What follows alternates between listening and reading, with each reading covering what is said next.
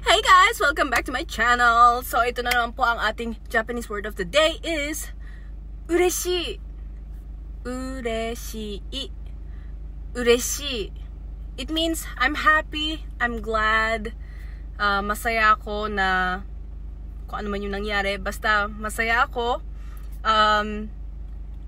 Kunyari may nagbigay sa inyo ng gift.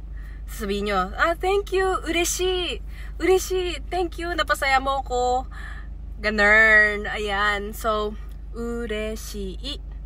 Kung gusto niyo naman po itong ipag-past tense, you can say, ureshi katta. Ureshi katta. So, binigyan mo ko ng gift, napasaya mo ko. Gift, napasaya mo ko. Presento shite kurete, ureshi katta. Binigyan mo ko ng gift, ureshikatta ang meaning. Thank you for watching. Bye. Mwah.